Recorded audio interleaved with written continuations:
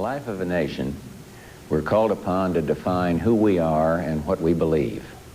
Sometimes these choices are not easy.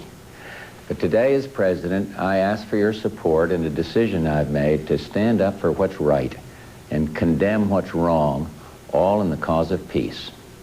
At my direction, elements of the 82nd Airborne Division, as well as key units of the United States Air Force, are arriving today to take up defensive positions in Saudi Arabia.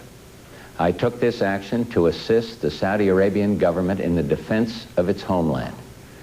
No one commits America's armed forces to a dangerous mission lightly, but after perhaps unparalleled international consultation and exhausting every alternative, it became necessary to take this action. And let me tell you why. Less than a week ago, in the early morning hours of August 2nd, Iraqi armed forces, without provocation or warning, invaded a peaceful Kuwait. Facing negligible resistance from its much smaller neighbor, Iraq's tanks stormed in blitzkrieg fashion through Kuwait in a few short hours.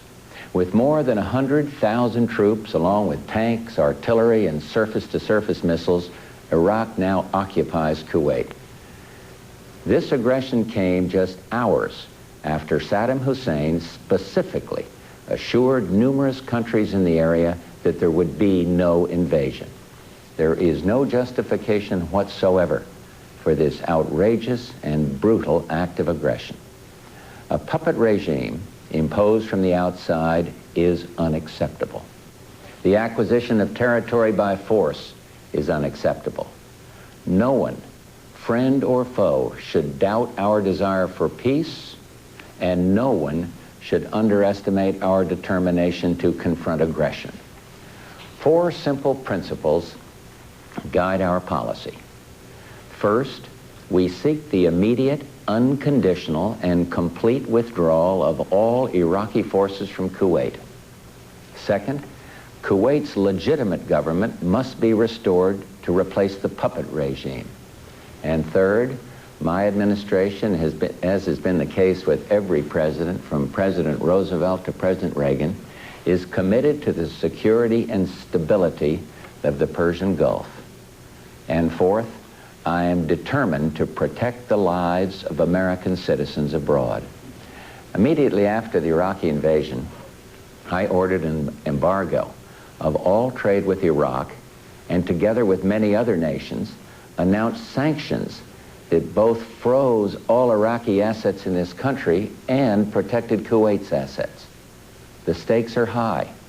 Iraq is already a rich and powerful country that possesses the world's second largest reserves of oil and over 1 million men under arms. It's the 4th largest military in the world. Our country now imports nearly half the oil it consumes and could face a major threat to its economic independence. Much of the world is even more dependent upon imported oil and is even more vulnerable to Iraqi threats. We succeeded in the struggle for freedom in Europe because we and our allies remain stalwart. Keeping the peace in the Middle East will require no less. We're beginning a new era.